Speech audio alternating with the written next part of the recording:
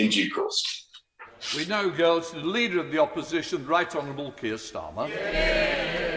Thank you, Mr Speaker. Can I start by sending my best wishes to the Prime Minister and all those across the country who are doing the right thing by following the rules and self-isolating.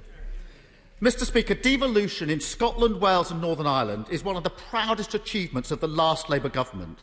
Until now, whatever our disagreements, there's been a very broad consensus about devolution. So why did the Prime Minister tell his MPs this week that Scottish devolution is, in his words, a disaster? Prime Minister.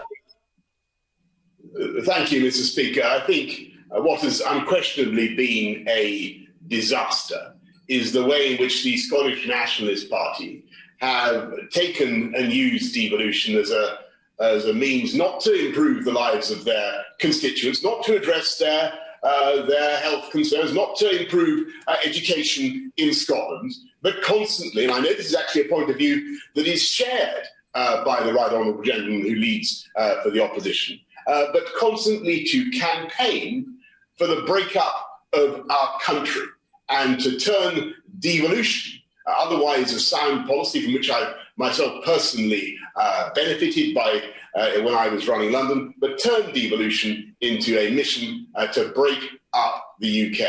And that, in my view, would be a disaster. If he doesn't think that would be a disaster, then perhaps he could say so now. Could I just say it's the Scottish National Party, not the Nationalist Party? Otherwise, the phones will be ringing longer than... I'm so sorry. I'm so sorry. They're national but not nationalists, I see. Right. We can play pedantics another time. Keir Starmer. Mr Speaker, the single biggest threat to the future of the United Kingdom is the Prime Minister every time he opens his mouth on this. When the Prime Minister said he wanted to take back control, nobody thought he meant from the Scottish people. But the Prime Minister's quote is very clear. He said devolution has been a disaster north of the border. This isn't an isolated incident.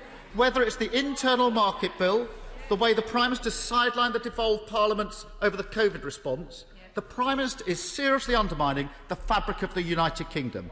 So instead of talking down devolution, does he agree that we need far greater devolution of powers and resources across the United Kingdom? We now go back. Well, Prime Minister.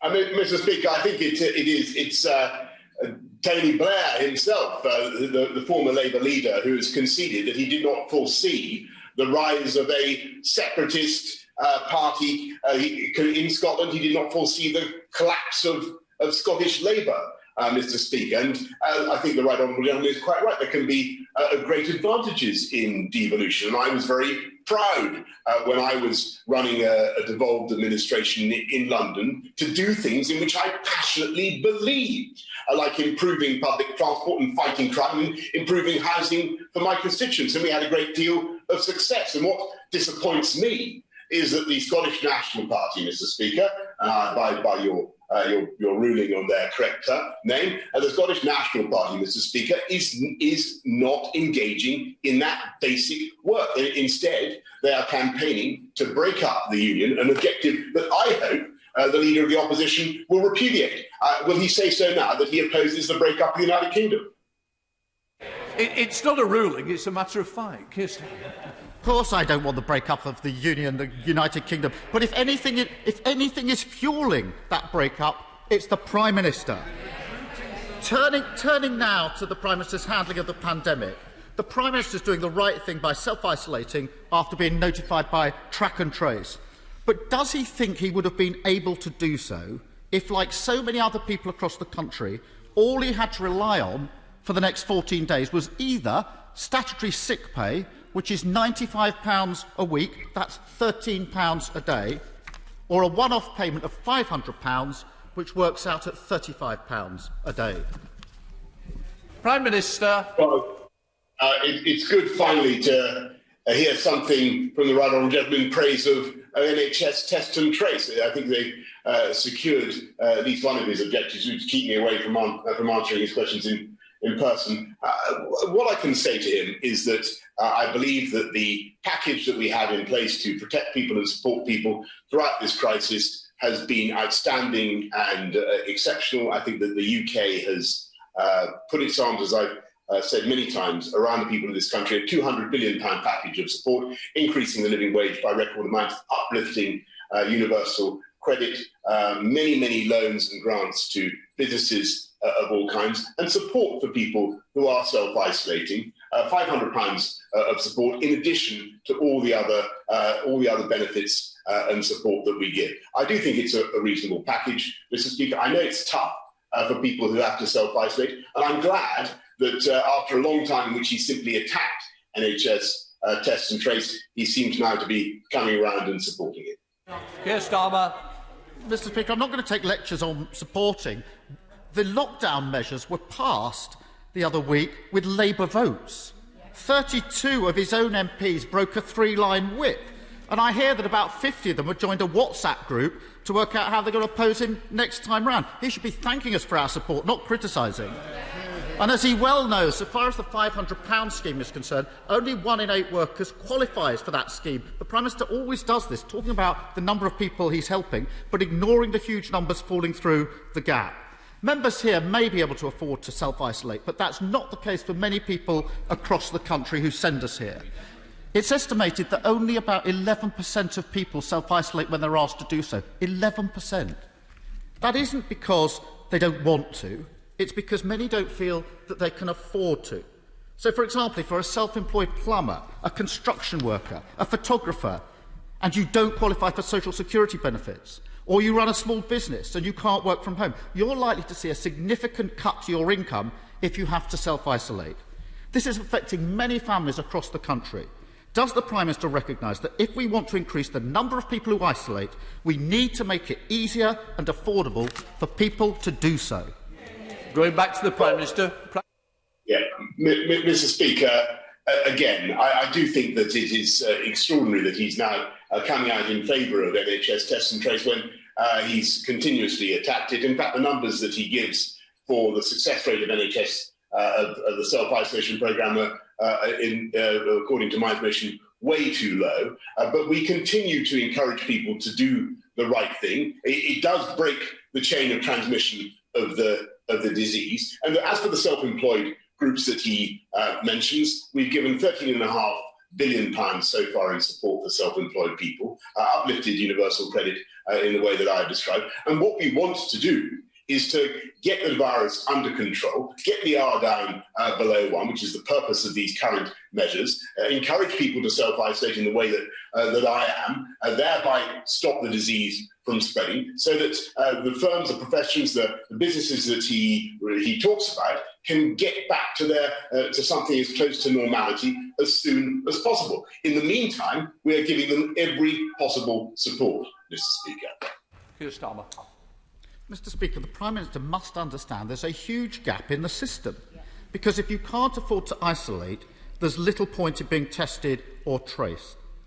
And whilst the Prime Minister and Chancellor won't pay people enough to isolate properly, we learnt this week that they can find £21 million of taxpayers' money to pay a go-between to deliver lucrative contracts to the Department of Health. £21 million. I remind the Prime Minister that a few weeks ago he couldn't find that amount of money for free school meals for kids over half-term. Does the Prime Minister think that £21 million to a middleman was an acceptable use of taxpayers' money? Prime Minister. Mr. Speaker, when this crisis began, we were being urged by the right honourable gentleman to remove the blockages in our procurement process in order to get PPE. And we were facing, as he will remember, a very difficult situation where across the world there were not adequate supplies of PPE. Nobody had enough PPE. We shifted heaven and earth to get 32 billion items of PPE into this country. I'm very proud of what has been achieved. 70% of PPE is now made in this country, or capable of being made in this country, when it was only 1% at the beginning of the pandemic. And it's entirely typical, I may say, of Captain Hindsight, that he now attacks our efforts to procure PPE, says we went too fast. When he now says that says then that we were not going fast enough, and now says that we went too fast. He should make his mind up. V Starmer. He talks about hindsight. I say catch up. I called for a circuit breaker The Prime Minister stood there and said it'd be a disaster, he wasn't going to do it. Then he caught up and did exactly that just a few weeks later. We've now got a longer, harder lockdown as a result of his delay, so I won't take that from him.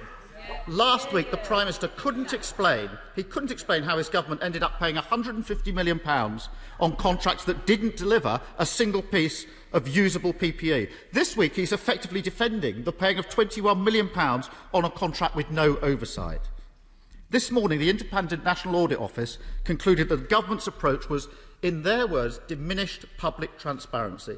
They reported that more than half of all contracts relating to the pandemic, Mr Speaker, that's totalling £10.5 billion, were handed out without competitive tender, and that suppliers with political connections were 10 times more likely to be awarded contracts. Mr Speaker, we're 8 months into this crisis, and the government is still making the same mistakes. Can the Prime Minister give a cast-iron assurance that from now on, all government contracts will be subject to proper process with full transparency and accountability?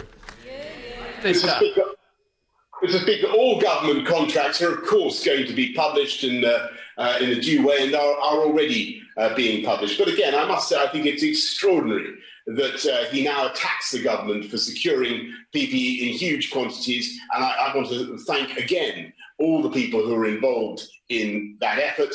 Lord Dighton and literally thousands of others who built up a mountain of PPE against any further crisis. And he talks about transparency and moving too fast to secure contracts. So he should know that the Shadow Chancellor of the Duchy of Lancaster actually wrote to the government attacking us for failing to approach various companies, including a football agent who was apparently offering to supply ventilators, and a historical clothing manufacturing company who's offering to make 175 gowns per week, and whose current range includes 16th century silk bodices. Again, Mr. Speaker, at the time he bashed the government for not moving fast enough. It's absolutely absurd that he's now, capped in hindsight, he's now once again trying to score political points by attacking us for moving too fast. I'm proud of what we did to secure huge quantities of PPE during a pandemic. Any government would do the same. Prime Minister.